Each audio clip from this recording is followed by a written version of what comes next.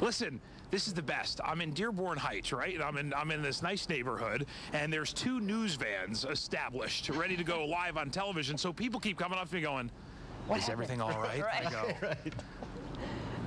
"We're winterizing a home." Right. We're putting a lawnmower in the garage.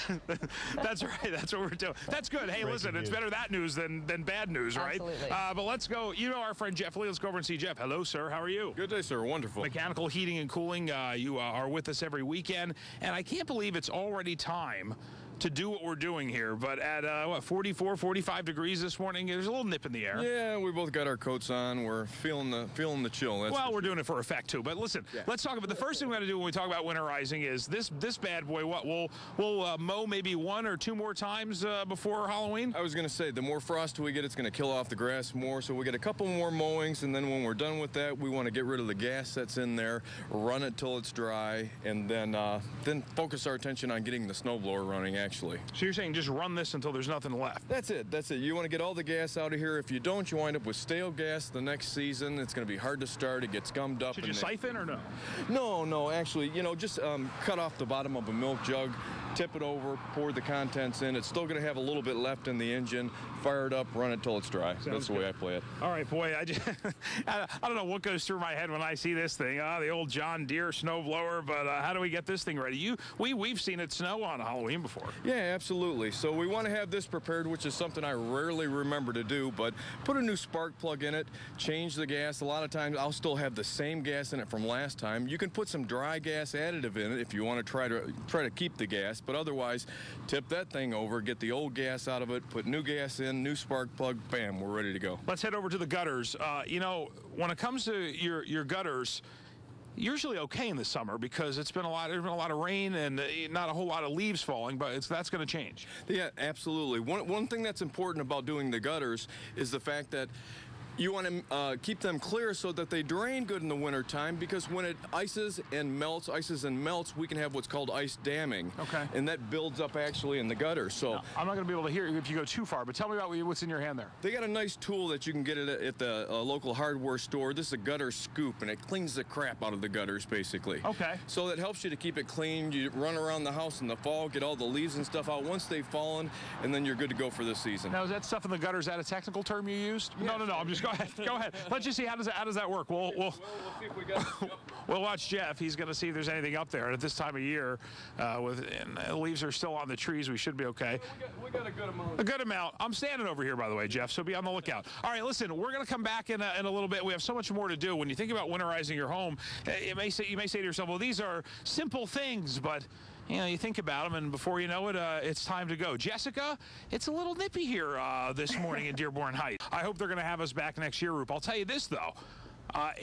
Who can even think about next year when we're thinking about maybe cold weather in, well, it's happening right now, but in the next month? And Jeff Lee from Mechanical Heating and Cooling, sir, we could actually, in November, have a cold flooded basement if we don't do this. Am I right? That is exactly right. What you want to do is take care of the water hoses that are outside your home.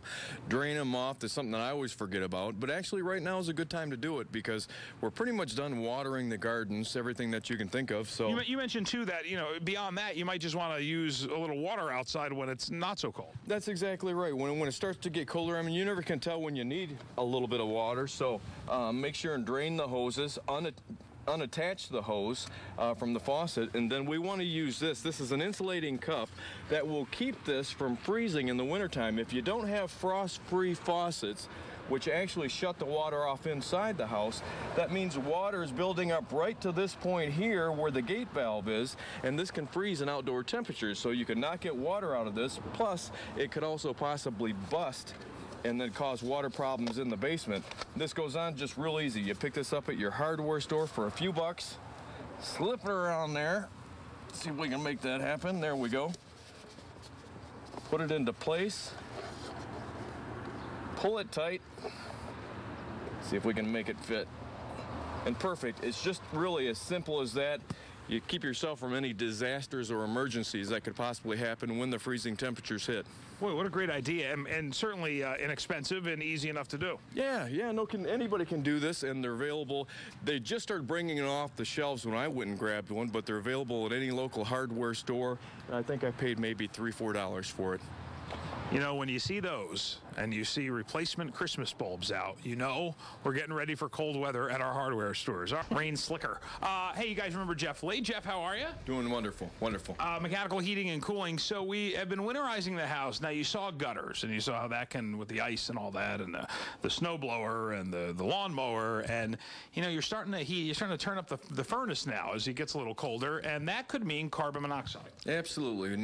It's not only the season for furnaces, but we got Halloween lights that we're dealing with, pretty soon Christmas lights. It's important to make sure that you've changed the batteries in your smoke detector. Make sure that it still works. Press the test button, go from there. Not only the smoke detector, but also the carbon monoxide detector. If you don't have one, you should have one. Change the batteries. If you got a plug-in model, they usually have a battery backup in there, so you change that also. And another good note is the fact that carbon monoxide detectors don't last forever. Smoke detectors have a much longer shelf life where you can kind of leave them up, not worry about them.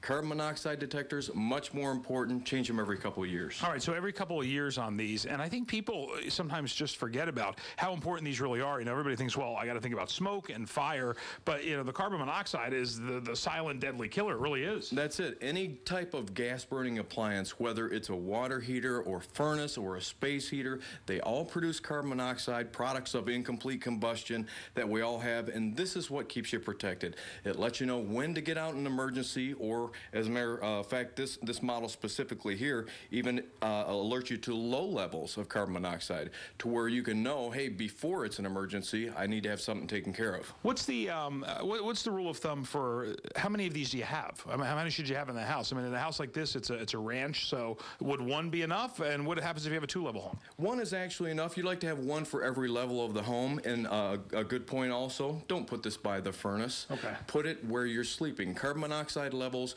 raise as oxygen levels drop. So the most important time to be alerted is when you're sleeping at night. So keep one of these in your bedroom. All right, so we're going to be back with one more tip for winterizing. What's next? What do we have coming up? We got to talk about the furnace. Oh, the furnace. Most important appliance in your home. We got to talk about taking care of your furnace, making sure your filter's changed. All right, very good. All right, good stuff, good information. We'll get some more up at myfoxdetroit.com, and we will send it back to you guys. Hey, we've been hanging out with Jeff Lee here, Dina and Rupin. We've been our friends from Mechanical Heating and Cooling. And as we winterize the home, we thought our last stop should be, in fact, the actual furnace, right? Yeah, sounds like a good move. You know, we've forgotten about it all summer for the most part. But the first thing that we want to do is locate the filter and change the filter. In this case here, a lot of times you'll have the filter that's exposed. It's easy. This one, just a little bit tougher to find, so you might have to search around a little bit. And here we find the filter down here at the bottom. We pull it out, we change it. We're supposed to do these once every month, once every couple months, but that's the start. If you pan up here and you notice, we've got a lot of dirt and crud. Furnaces are like cars. They have to be tuned up. They have to be cleaned. The oil changed. There's no oil in this, but you want to have your furnace reconditioned and cleaned every so often also.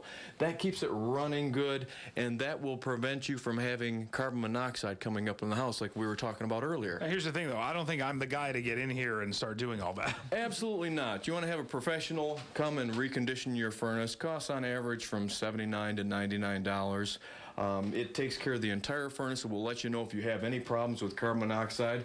For those of you that have humidifiers, there are pads in there that needs to be changed also. Your heating and cooling professional will know how to do that. So just once a year, and this is a perfect time because we're just starting to use the furnaces again, and you want to have this taken care of so that you don't have problems in the middle of winter. By the way, and we should mention too that filters are pretty inexpensive, and they really make a difference in the air that you breathe in the house. All the air in your house gets sucked back through your cold air returns. That's a technical term, by the way. It gets sucked back through, and it all passes through this filter. So if you want to keep the dust out, duct cleaning isn't the answer. Changing your filter's the answer. That's what stops the dust, and that's what gives you better air to breathe. All right, very good. So good education today. We'll get more information up at myfoxdetroit.com. And so you said this one is ready to go. We'll take that out. And hopefully, guys, you learned today that it is a good time to get the gas out of the mower, get the snow blower ready to go. He's going to replace that now. And then, of course, the gutters, you want to keep those clean. You want to winterize your faucets outside so you don't have any freezing water and then leaks. And good information today from our friend Jeff Lee. Guys, we'll send it back to you.